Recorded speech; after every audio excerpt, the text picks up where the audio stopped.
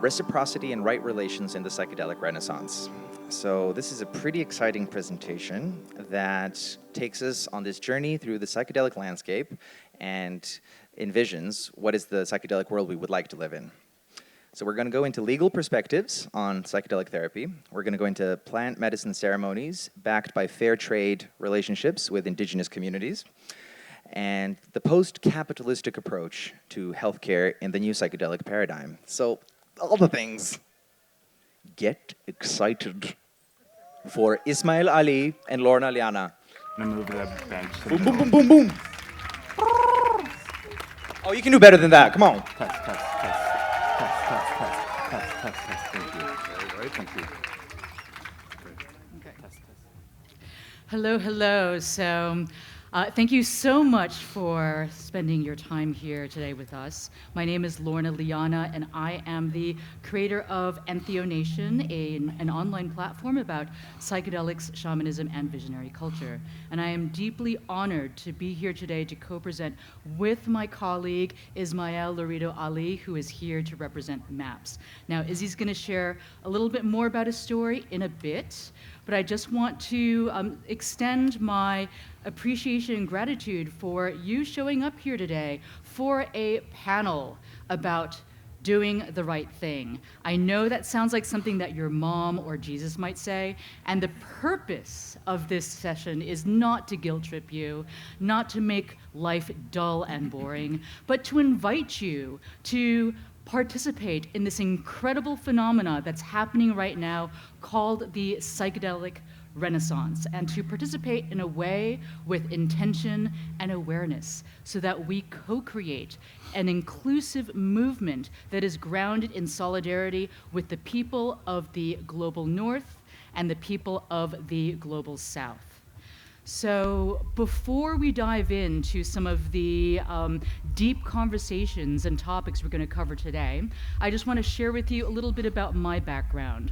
So I started my platform, EntheoNation, a little over 2.5 years ago, and currently, this platform publishes all kinds of content around psychedelics with a focus on indigenous culture and sacred plant medicines. And currently we reach probably over 100,000 people all over the world through our podcast, the YouTube channel, email list, Facebook group, and our website. And I just want to share with you that this is not only an amazingly profound work that I'm grateful to be doing. It is the culmination of 14 years of following a sacred mission and a purpose that I received working with the indigenous tribes deep in the Brazilian Amazon. And this ability, this gift of sacred plant medicines to connect you with the deepest purpose of your life is something that is open and available to all of you.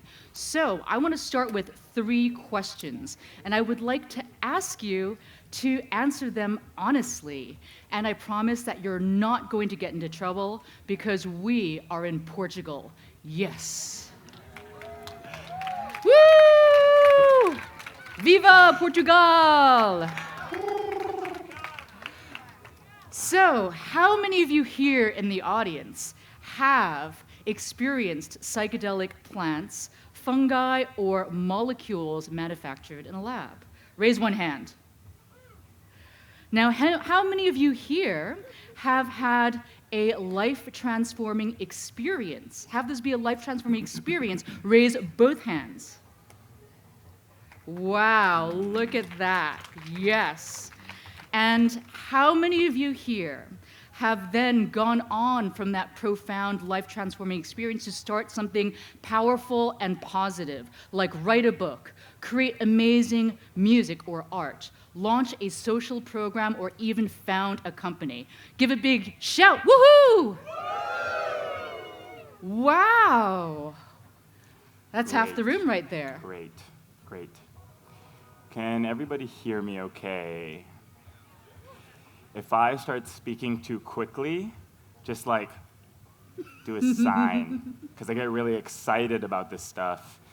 And I just start mumbling all my words, and even when I'm speaking to native English speakers, that can be a problem. And I know that we have a huge dynamic diversity of humans in this room, maybe some other entities and spirits, you never know. So I appreciate that. So first off, it looks like there's a lot of interest here. I noticed not everybody raised their hand, and before introducing myself and giving a little bit of my story and getting to the big questions we're talking about, I want to start by saying that this talk is not just for the people who've taken psychedelics. It's not just for the people who have had transformational experiences already. It's not just for the people who might even be interested. The reality is that the practices that we hope to share and kind of the way of being that we hope to share in this talk ought to be applicable to anything in your life, to anything that you have a relationship with. And we'll come back to the word relationship over and over. Before continuing out, I want to ask one more question to have people raise their hands. Who here was there for Pat McCabe's talk, Woman Stands Rising? Was anyone there? Okay, because I'm going to be referencing what she said a lot, because that was some serious brilliance and wisdom that was dropped in that talk. So hi, everybody. I'm so glad you're here. My name is Ismail Ali, and I'm so happy to be here right now. This is my second boom. I came in 2016 with the amazing folks at Cosmic Care. Can we give a round of applause for Cosmic Care for just like keeping everyone really aligned, really dialed in? Because that work is so important, that harm reduction work is so important, and that harm reduction often comes after something goes awry, something goes wrong. So what we're gonna talk about today is how to, everything leading up to the experience, from the more tangible to the more esoteric. And I think that when you find more alignment with the way that you engage with these substances, you'll find that maybe those harms aren't so challenging or bad as you once thought.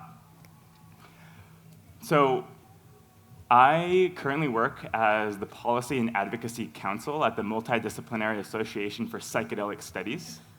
Multidisciplinary Association for Psychedelic Studies. That's a lot of syllables. We also are known as MAPS. MAPS has been around for something like 32 years now. I'll give a little bit more background on the work that we do as part of the presentation. I also work as the chair of the board of directors for Students for Sensible Drug Policy, which started in the United States, but is now an international organization. And if anyone here is a student in university at any level, check us out, ssdp.org. It's a really great platform for students to join to fight the war on drugs. And I also have the pleasure of working with the Ayahuasca Defense Fund and with chacruna.net, two amazing entities that put a lot of information out about plant medicine, about the way to be with them, about how to educate yourself and understand exactly what's going on here.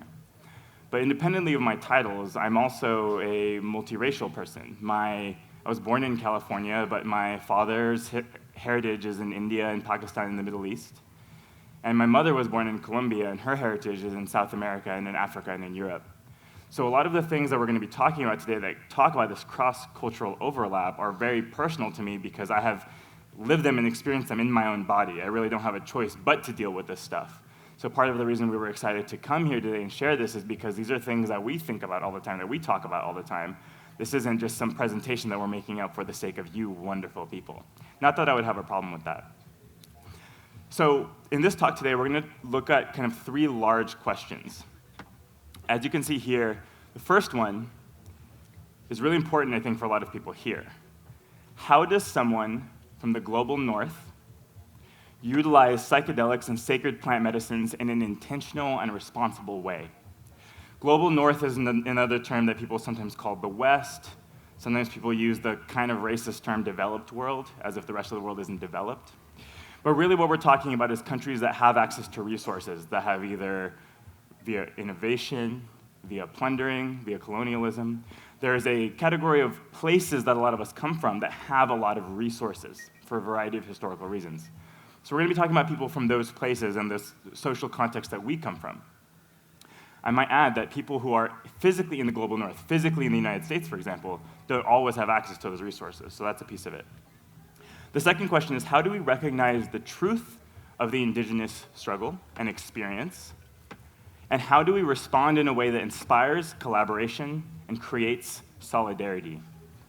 This is going to be along the difference of allyship versus accompaniment. What does it mean to be an ally with someone versus to accompany them, to be an accomplice with them in their struggle? And then the third question is, what is the difference between plant medicine and a chemical molecule? And how should they be treated differently when they are used, if at all?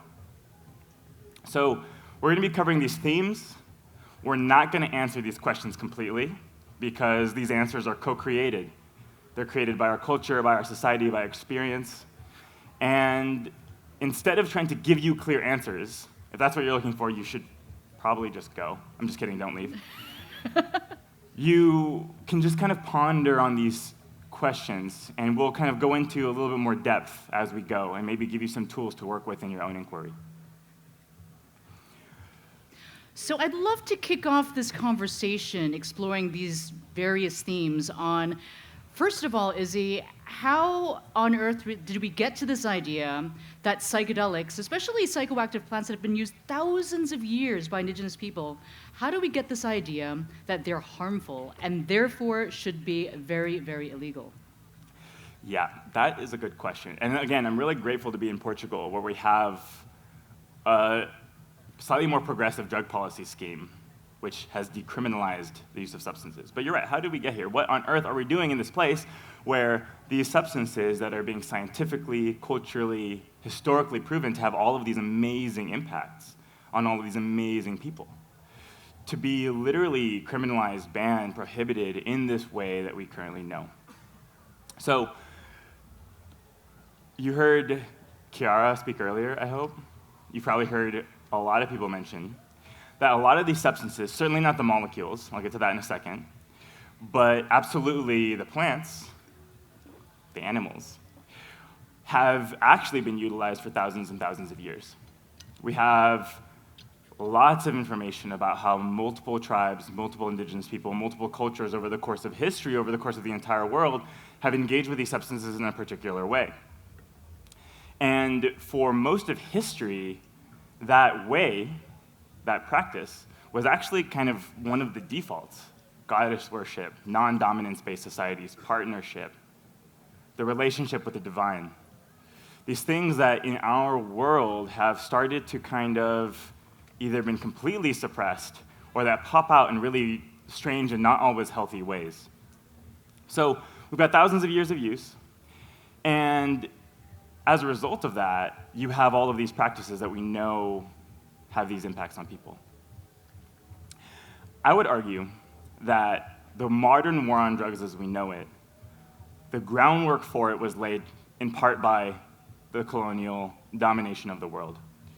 And I don't mean just by Europeans, but by the process of shifting from partnership-based to dominance-based societies. When people from somewhere, you all know where, ended up in the New World, they discovered these practices that kept deep social, political, interpersonal cohesion within these cultures. Now, when you're an invading force and you want all of someone's resources, the strength of that community is actually a threat to you. So I believe that the process of shifting out, pulling out the indigeneity, those cultural practices from many of these places around the world was the beginning of what we now know of as this highly restrictive, highly prohibitive, criminalized understanding of how we deal with substances in general, altered states in general, but especially the psychedelics and plant medicines. So is that how we ended up with certain other drugs being very legal, like sugar and, alcohol, tobacco? What do you think? That's a great question, and it's actually interesting the way this is separated, because those have stayed legal for a few reasons, one of them being that they're very, very profitable. It's really hard to profit off of other substances. It's hard to create a system, a global system of slavery, genocide, and domination to run the economy for a lot of other substances. But what's interesting, actually, is that even up until the late 1800s, entities like the Dutch and British government and companies out of there were still making a lot of money off of a lot of drugs, like opium, like coca. And so actually, when the United States, us over here, decided that the new way of dealing with it was not restricting the economy, but was actually prohibiting substances, a lot of the developed states were actually kind of opposed. They were like, wait a minute, we're making money off of this stuff. Why would we ban it? But enter this wonderful concept called racism. So in the late 1800s, the United States banned opium on the West Coast, partially as a result of the influx of Chinese immigrants who came to help work on the railroads. 50 years later, in the early 1900s, you have the criminalization of marijuana in the United States, also as a result of the post-Mexican-American War and us, as Americans, making sure that we could secure our borders. It's amazing how that language hasn't changed in nearly 100 years. And then soon after that, the US began its process of kind of shifting the global paradigm from making money and exploiting to criminalizing and exploiting. So then began the modern war on drugs, what we know as the shift in the 60s and 70s into this criminalized thing that influenced the UN, that then kind of fed into a whole bunch of other countries. And now, prohibition is the norm. For those of you that live in Portugal, power to you, but for many of us that live in the rest of the world, we are operating under a system where not only are these drugs criminalized, but they're banned, they're prohibited, they're stigmatized. And like colonialism, drug prohibition has been used throughout history as a method of social and economic control. And in this case, I think we shift from economic control to social control, and looking at the populations of people who are using different drugs. Just like when people arrived and saw the indigenous people of Mesoamerica utilizing peyote as a sacred sacrament to keep their culture unified in many ways. Taking that away meant taking away from the power of those people. So it's clear that society's relationship with altered states, healing, and the substances that facilitate them has changed over time. And today, we are beginning the process very slowly of shifting back into an understanding of how to healthily respond to and engage with altered states and the substances that cause them. So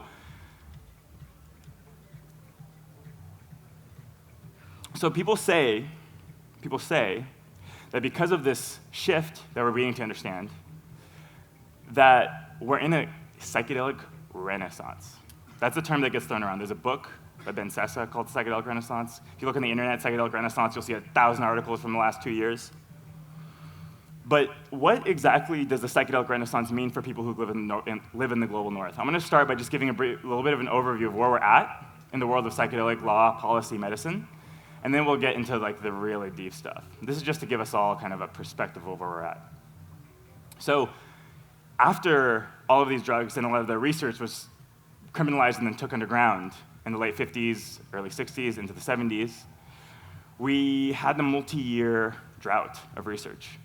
Literally decades with no science, sure, a lot of like informal research. I'm sure there are people in here who were definitely doing some informal research in the 70s and 80s. Maybe not so many, this is a pretty young crowd.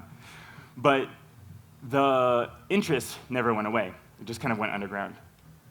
So now we're at a place where science maybe is getting close to overcoming politics. The belief that science and that the sciences and this research, scientific research, the clinical research in the lab, can prove to us that these substances that were banned so many years ago actually have value.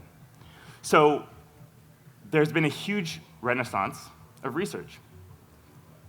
First beginning in the early 90s, and then leading into the 2000s and up till today. This might be a good time to describe MAPS and what we do. MAPS was formed about 32 years ago, right after MDMA was criminalized in the United States.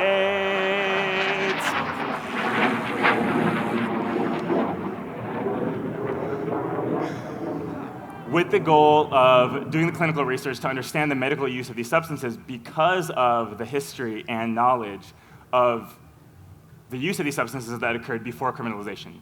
The therapists that were using in psychotherapy before it was criminalized. The people who were using LSD and mushrooms in therapy and psychotherapy to cure people, to heal people, to treat people with a variety of problems. So suddenly there's all this research. We've got a lot of really good science coming out. MAPS recently in our phase 2 studies for MDMA for PTSD showed that 61% of the people that go through the MDMA treatment no longer qualified for having PTSD immediately after. And a full year later, that number actually increased to 68%. We're literally right now this summer starting phase 3 with the intention of legalizing MDMA as a medicine in the United States. with the intention of having that done by 2021. I'm also very excited to share that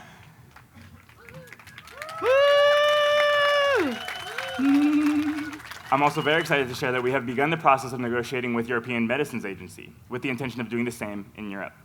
Hopefully 2, maybe 3 years after that. So things are moving.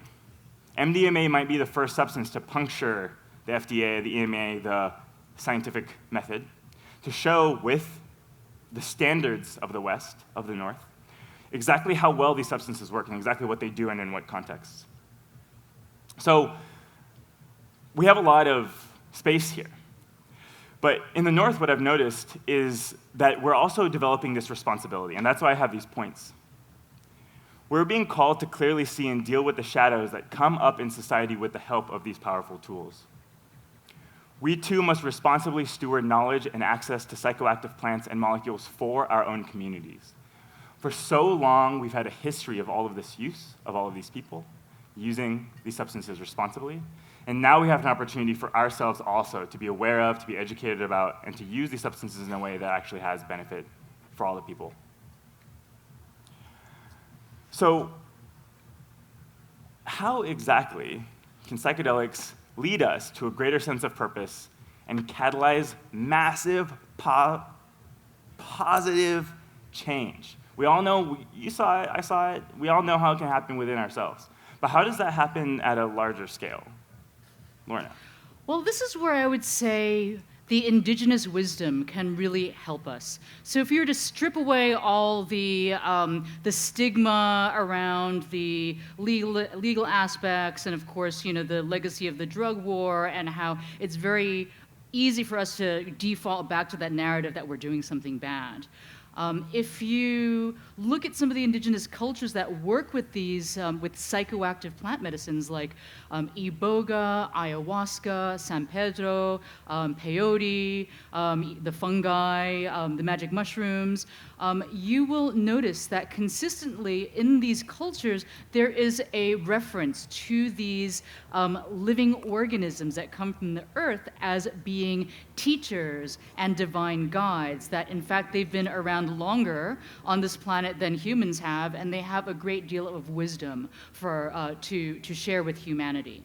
So one of the most powerful ways to engage in the expanded states of consciousness that these plant medicines can bring is to cultivate a relationship with these plant allies, and to be willing to ask, be willing to be an apprentice, be willing to seek guidance and answers, and especially guidance towards the deeper purpose of your life. Because if you happen to consider yourself as a spiritual being having a human experience on this planet, chances are you came here to this earth to fulfill a sacred purpose.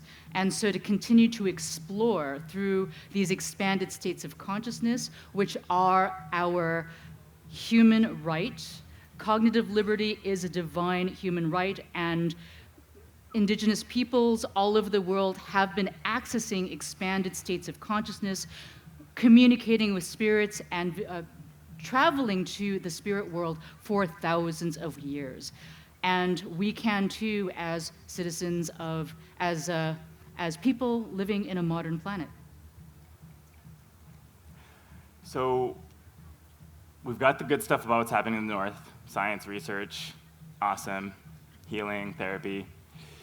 And we've got a little bit about this like high-level stuff, but what exactly does a psychedelic renaissance, which I want to draw attention now is a European word and is about a European process, we'll come back to that later, mean for the indigenous people who work with psychoactive plant medicines in the global south? So you've had a lot of experience working in Brazil, in the Amazon, you've met a lot, you've spoken to a lot of people. What's going on there?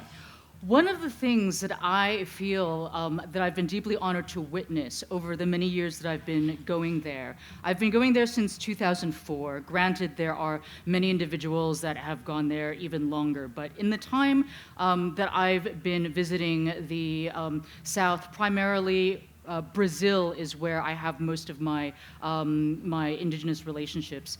I would say that I've been seeing a flourishing of their culture. And so, if you go down to Brazil and spend time in the Amazon and get to know some of the, anthropologists and the indigenistas that are working there as well, you will discover, certain currents that have been happening. And one of the powerful benefits of this psychedelic renaissance that's happening in the North and the increase in interest and demand for sacred plant medicines is that there's much more cultural exchange. And so after 500 years of persecution, slavery, and genocide, for the first time after hundreds of years are the indigenous peoples in these areas experiencing genuine interest from outsiders who are traveling long distances to spend time with them, to visit their villages, to participate in indigenous festivals, and there is a genuine interest in their culture, in their wisdom, and friendships that are being forged. And then another aspect of this renewed interest is also this resurgence of pride in their own culture. And there's a desire, especially for the indigenous tribes who have lost their culture, or some people might say had their culture stolen from them through these really forceful and violent policies of assimilation. They are seeking out alliances with other tribes that have been able to preserve their ancestral wisdom, their plant medicine knowledge, and their cultural practices much better because they happen to live in places that were harder to access. So one of the tribes that has been actively assisting some of the other tribes is the Ashaninka tribe. Now, the Ashaninka are people that live close to the Peruvian border. There are Ashaninka in Peru and in Brazil, and they live close to the uncontacted tribes and the last expanses of virgin forest.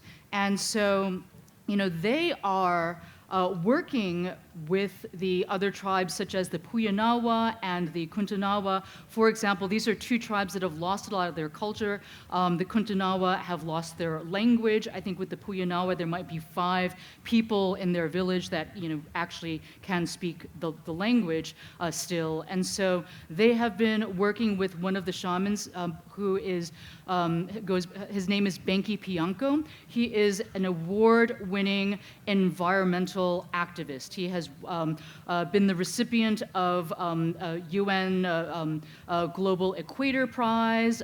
He is a recognized social innovator. And so he has been working with some of the other leaders in these tribes to be able to learn how to make the sacred hape, how to make the sacred medicine, the ayahuasca, how to conduct ceremonies, how to sing certain songs, and how to work with the spirits and the plants. And so with this increased interest as well, you are seeing more of the indigenous shamans traveling overseas. And so that is expanding and spreading the awareness of their culture to other countries. And so this beautiful intercultural cross-pollinization has been, in many ways, greatly empowering for the indigenous people. So, if you happen to have the opportunity to go and spend time with the indigenous because of having connected with ayahuasca, and let's say if you had the experience of having a ceremony or participating in ceremonies in North America or in Europe and feel called to go down and spend time with the indigenous people, that is a really beautiful and profound experience that I encourage you to do. And when you do so, be aware as well that when you visit these other cultures, that your values and the things that may be considered right and wrong for you may be very different in these other cultures as well. So go in with a sense of openness, a willingness to learn, especially willingness to understand some of the history of the region, to really understand their experience being a colonized people who are still very much on the lower rung of the socioeconomic scale in the countries in which they've lived for the entirety of their history in many cases. And so when you go visit, please also understand too that the idea that you might have of who a shaman is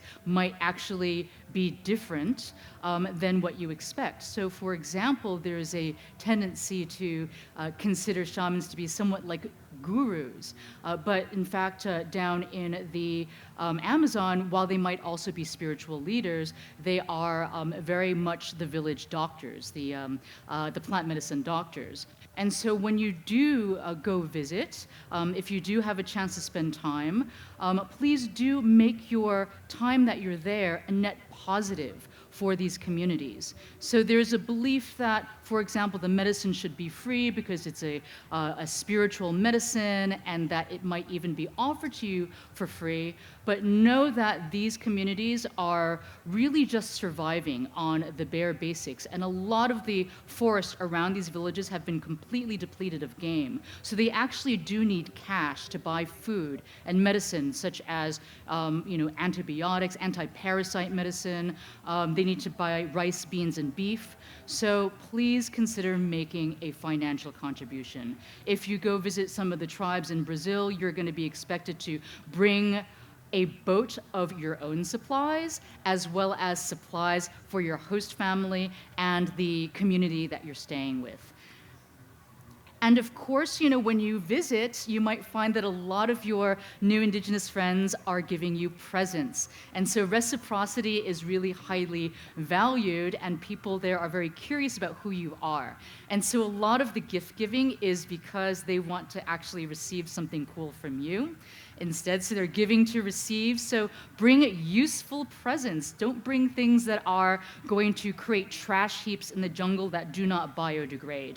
Bring things like hunting knives, solar-powered lights, for example. Any type of watertight containers, dry bags are highly valuable, and nylon hammocks, for example. So bring goods that have value that can be used to make their lives easier. They will love it.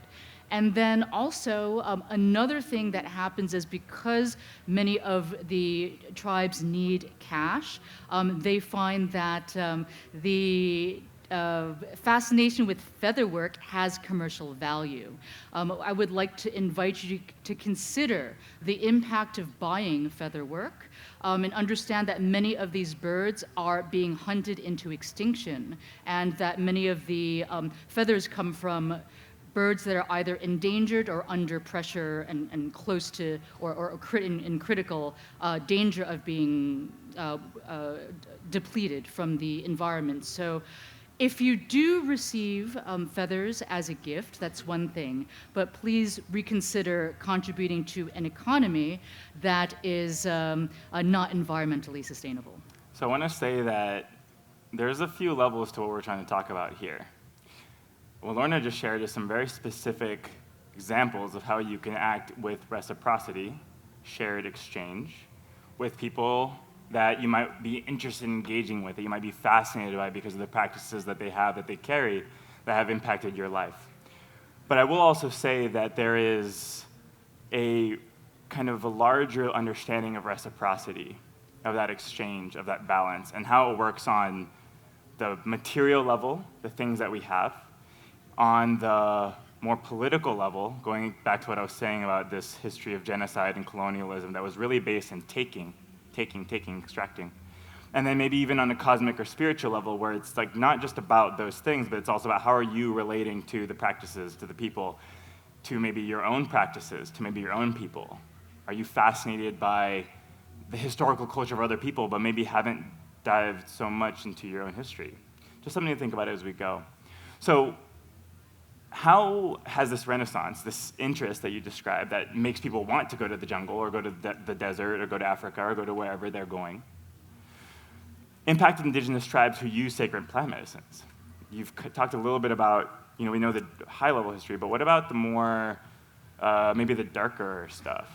So while the psychedelic renaissance has also been revitalizing an indigenous cultural revival, at the same time, with the increased cross-cultural exchange, sometimes these exchanges end not in a positive way, but in tragedy. So it was not so long ago that Maestra Olivia Arevalo, an 81-year-old Shipibo Onanya, a plant medicine healer, she was wrongfully murdered. She was shot by a pistol, and the principal suspect was a Canadian man. And this Canadian man was lynched by an angry group of villagers shortly after the shooting. Now, this Canadian man had crowdfunded his journey to Peru in order to learn about sacred plant medicines and ayahuasca and how they can be used to treat addiction. And he is actually believed to have been her student as well. And so while we may never know the true motives of why he did this terrible act and what transpired that fateful day, the police have since issued a statement indicating that the evidence does point to the fact that this person that was lynched was most likely the person that shot her. So here is an example on multiple different levels, a situation where there were very much a clash of values that went terribly wrong. And so the people of the global north, we have our particular problems, and those in the global south, they have their problems. And so those in the north that come and visit the south are often considerably more economically advantaged than the people that they're visiting. And so often, because they are powerful foreigners, they can get away with many things that a local person, especially an indigenous person, could never get away with. And the reason why these villagers took matters into their own lives is because as indigenous people, enduring hundreds of years of genocide, slavery, persecution, they rarely ever see justice being shown to them for anything, really. So this is not to justify the act of lynching. No, that is terrible and wrong. But understand that there is a very different way of doing things that you may not be aware of, that comes from a long history, that would be well for you to be knowledgeable about or try to educate yourself on if you do intend to spend extended time there. I'll also say that after this happened, there were members of the Peruvian government who actually denounced the action and used that trope, dangerous savages, to describe the Shipibo people. So even within Peru, where ayahuasca is legal, where the practice has been turned into a somewhat economic venture, where there are certainly authentic, legitimate practices occurring, and even where the government has been historically fairly open and willing to allow it, we still have that same reliance on these old tropes, on this belief that these people are different and they're wrong, and because they have experienced nothing but injustice for hundreds and hundreds of years, of course anything they do to take matters into their own hands is clearly unfair. So maybe before going on, we can have a moment of silence, not just for Olivia, but also for the many lives that have been lost in this process of cross-cultural pollination, even when the intentions are good. Thank you. So, Lorna, we're talking a lot, we're using they a lot, because I have a little bit of indigenous ancestry in the way they were thinking about it. We all have indigenous ancestry if you trace it back far enough, but we don't identify necessarily as people of indigenous origin, and we're here telling you things that we've heard. Maybe eventually we have even more and more people who are speaking for themselves. Because part of our role as people in the North, as people with platforms, is to elevate the voices of other people who are already speaking, who've already been speaking. So maybe you can give us a little bit about this example of this conference that occurred where some people who work with ayahuasca kind of said it themselves. Well, so one of the aspects of, again, the power dynamics between the North and the South is that with the global expansion of plant medicines around the world, often what you're going to discover is that some of the voices that dominate that conversation are the voices of the people from the global North, the authors, the researchers, the scientists, people that have published papers, and people that have resources and who have founded organizations or have access to organizational resources, and so are thus much more mobilized to make impacts in the realm of policy and education, for example. Now, what tends to happen as a result of that is a lot of the indigenous voices are not being heard. And they're not being heard because sometimes the global conversation happens to be in English, and they don't speak English. They speak their native language, and they speak Portuguese or Spanish. And so one of the motivations for the first Indigenous ayahuasca conference called the Yubuka Haira, which is a word in the Hunikuin language that means people coming together to talk about important things, was a conference about ayahuasca among the indigenous people, for the indigenous people. And so many of the different ayahuasca drinking tribes of the Amazon, the Brazilian Amazon, came together to discuss some of the key concerns that they have around this global expansion. So, what they have observed is that, many of the northern researchers who are studying ayahuasca and other traditional medicines are not committed to the indigenous movement. While they may be advocating for legalization and protection, a lot of the conversation might be oriented towards the molecular level. And there isn't much attention paid to the spiritual or the cultural aspect, which is very important for the indigenous people, but the Western scientific paradigm does not seem to give it as much elevation. The other thing that is happening is that there are more non-indigenous than indigenous now consuming ayahuasca. And that many of the churches also, because they're very organized and have resources, they have much more legal protection around the transport and the consumption of ayahuasca. So while with the right paperwork, you can, the churches can import ayahuasca from the south, if a shaman is traveling with a large quantity of ayahuasca and is, apprehended at customs, that person gets put into jail. And among them, they also expressed concern that about how traditional plant medicine knowledge is being transmitted to non-indigenous people, as well as concern about how traditional knowledge is protected within their own communities. So these are some real concerns. To give you an example of...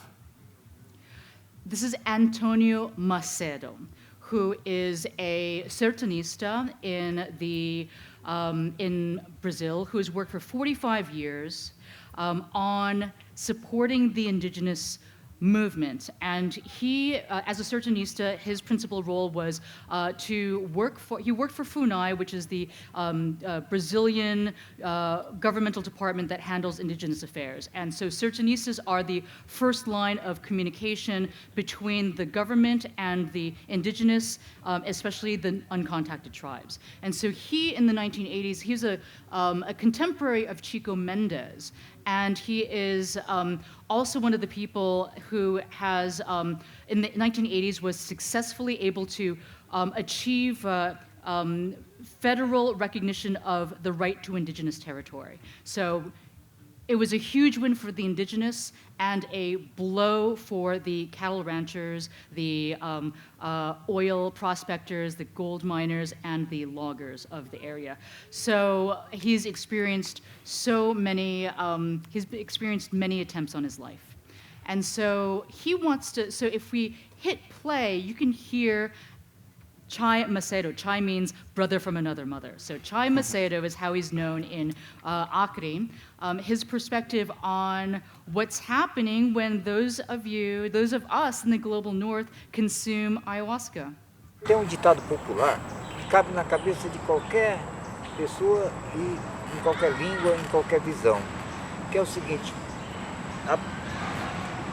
a água, se você do pote que você só tira a água, se você não coloca outra, o pote seca, né? A mesma coisa é a gente perceber isso na Amazônia. Se você, a quantidade de gente que toma ayahuasca hoje, ela é expressiva e ela cresce a cada dia. Ela cresce a cada dia. Mas toda vez que você só tira da floresta, só leva a ayahuasca para fora, você está escasseando o jardim da ayahuasca. Você está levando a ayahuasca ao extermínio aqui.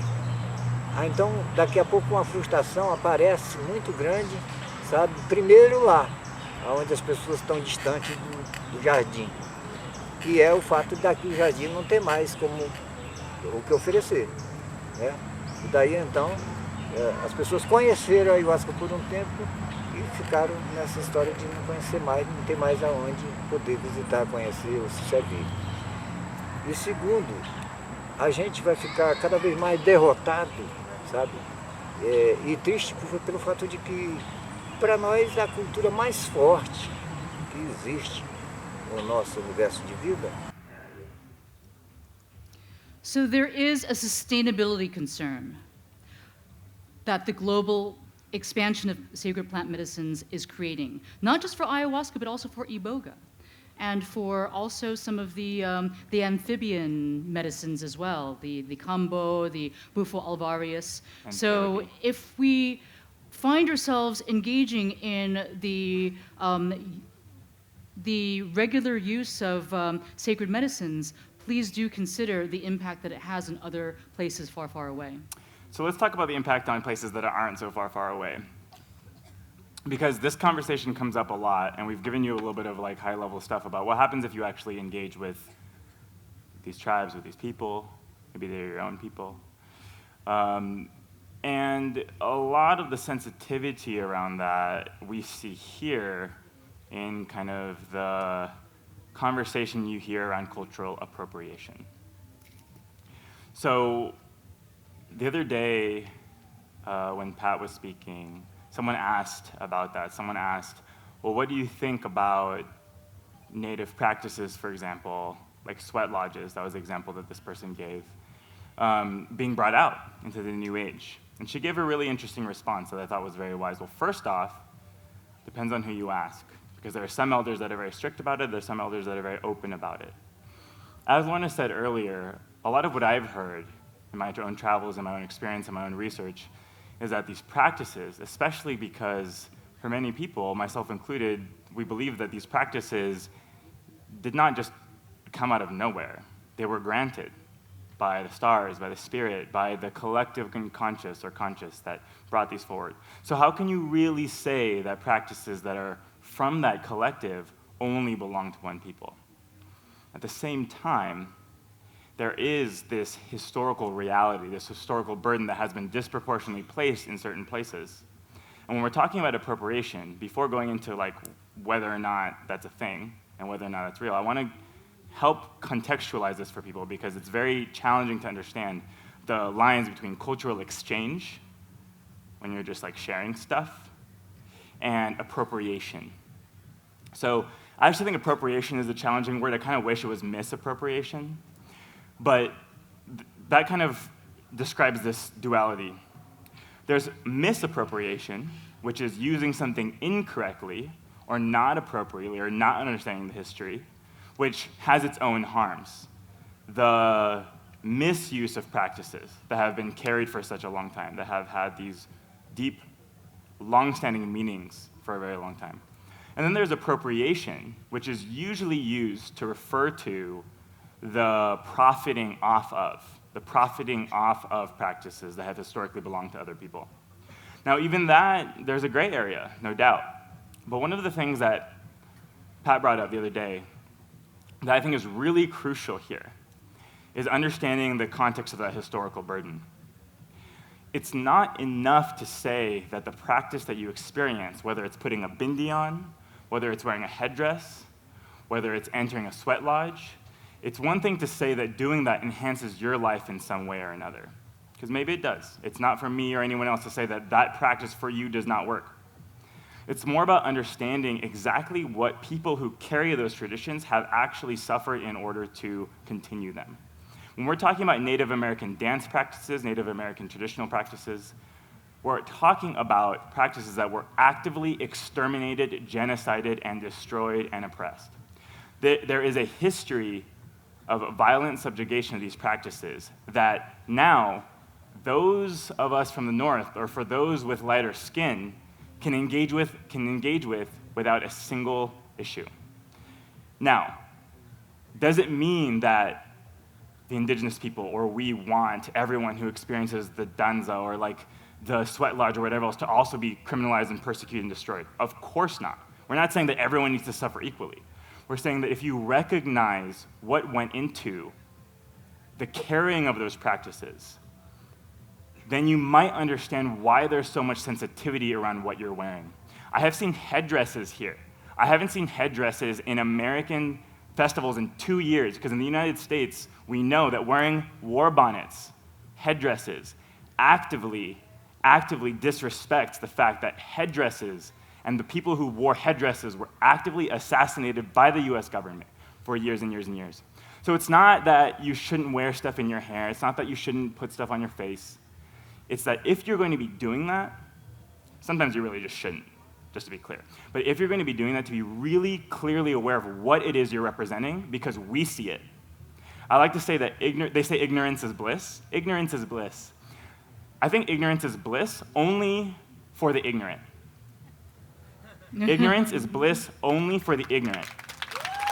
It is not blissful for the people who are experiencing the impact of that ignorance, because they have carried it, the generations have carried it for years and years and years, and it is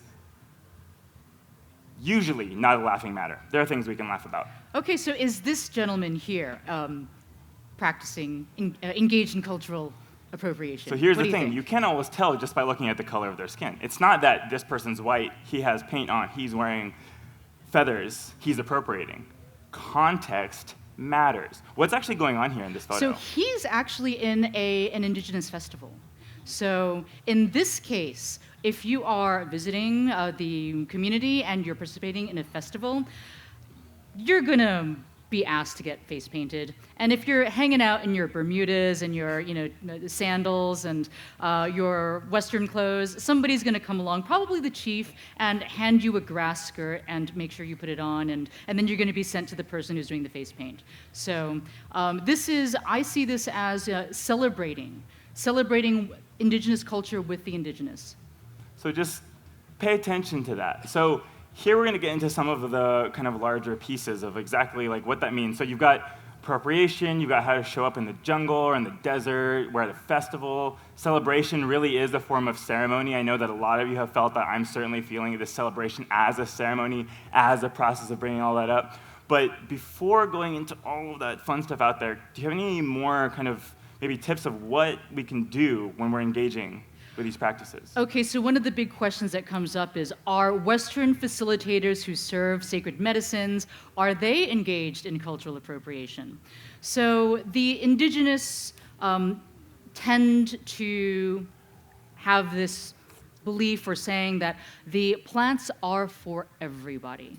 Okay, I have rarely ever encountered the belief among the people that I've spent time with that ayahuasca is only meant for the indigenous. The medicines, the plants are meant for everybody. But serving the sacred plants is not. So there is a phenomena in the global north of Westerners who are self-initiating. And they're self-initiating, and their justification is because the medicine itself told them it was time for them to start pouring ayahuasca or offering peyote or San Pedro or bufo or whatever it is that they're offering, okay? With some of the sacred medicines that have a long history of indigenous use, there are certain protocols that you need to learn, and there is an apprenticeship that you need to do. And so in some cultures, you don't even get to a place of working with the sacred master plants until you've mastered and done dieta with the other plants. And then some of these plant medicine dietas will take years and years to do before you're even qualified to serve. That's years, not months. Yeah. And so often, too, in some of the more traditional cultures, when it is time, when you are deemed to be ready by your teachers to be able to serve these medicines, there is an initiation, a community. There's an initiation process where the community is bearing witness to your initiation. So permission to be able to serve medicines may be like an altar that is passed to you, but it's rarely ever an offhand remark.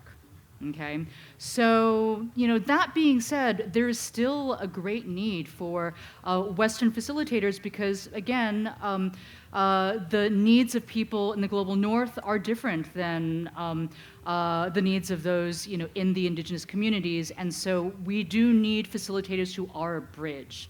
And if you do feel called to offer medicines, certainly it is not my position to say, yes or no, or whether you're qualified or not.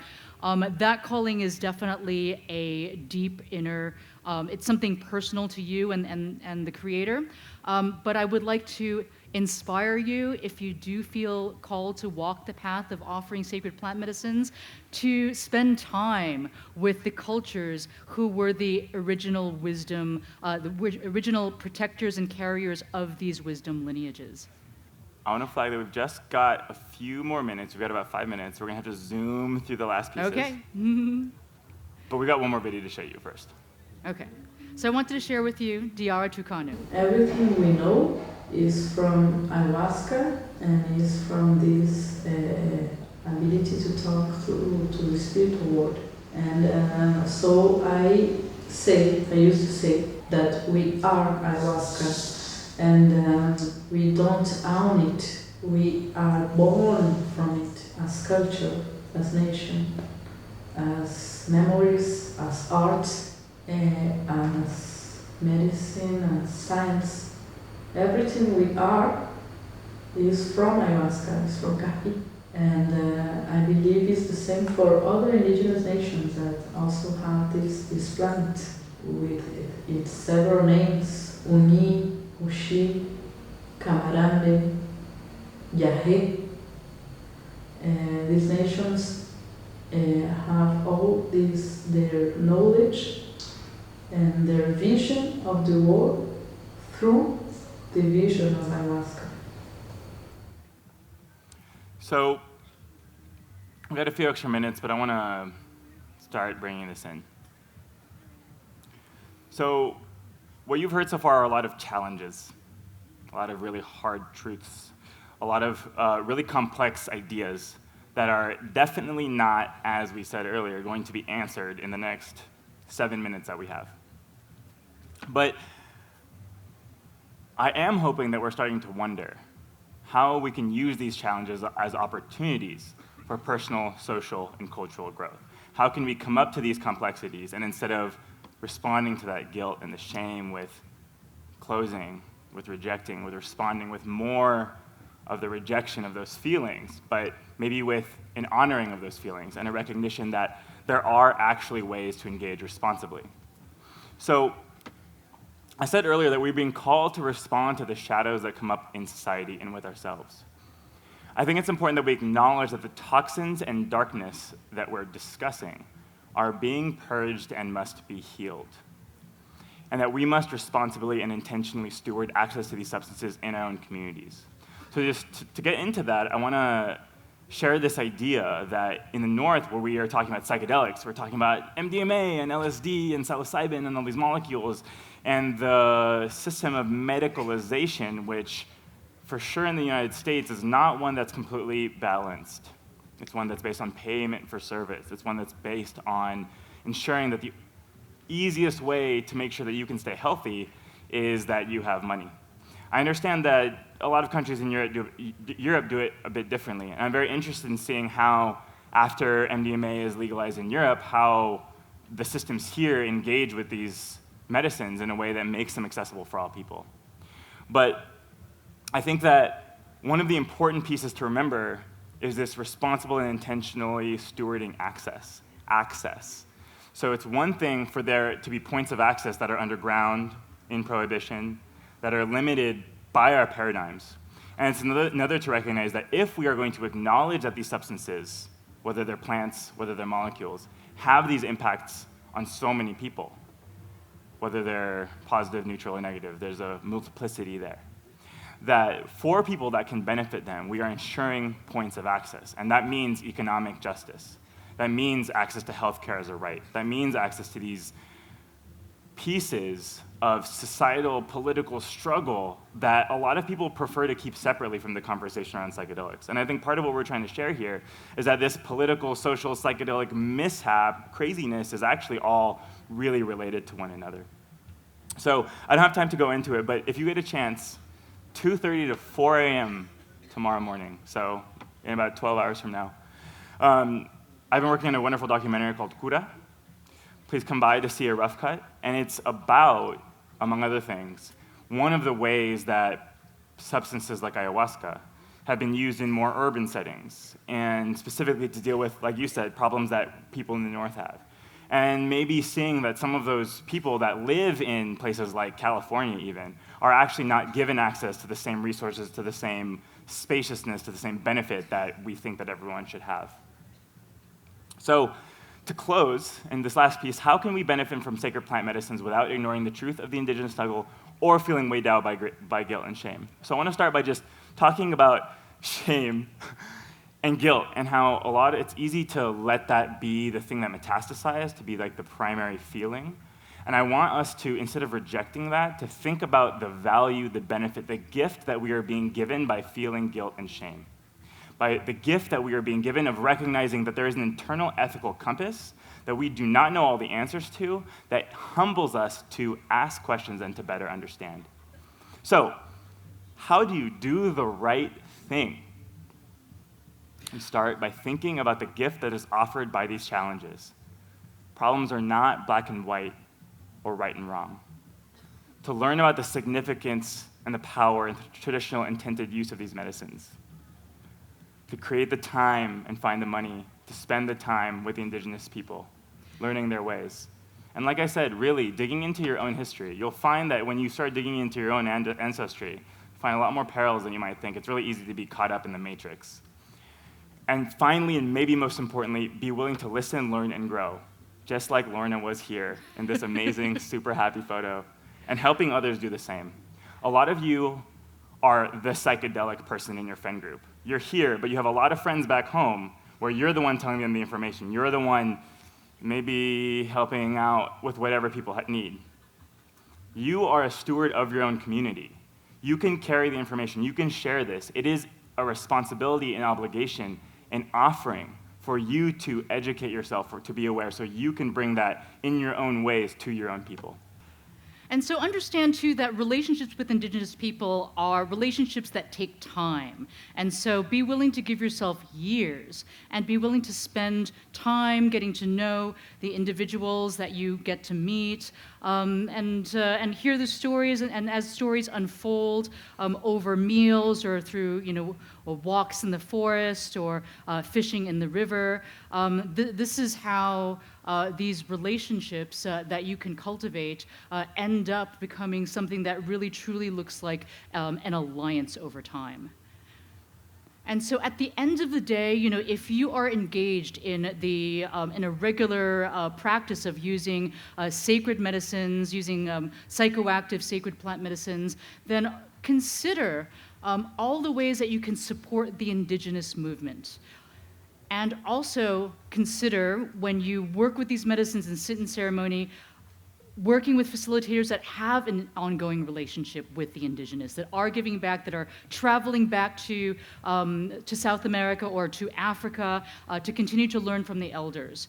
And then make your life a prayer and a ceremony that never ends while you consider all the ways you can keep giving back to the earth. And if you want a super easy 4 things that you can do right now, today, moving forward over the next few days, and I bring to you the words of Jose Mireles, who is the world's, probably one of the world's foremost experts in uncontacted tribes. And so for all of us in the global north far away, these are the things that you can do to help the people in the south. Amarrar o pico e sair nu por aí, dançando e cantando. Não é isso.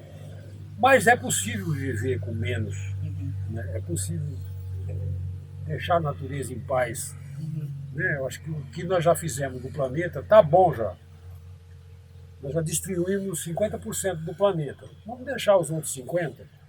Esses povos fazem parte dessa floresta. Eles são parte integrante dessa floresta.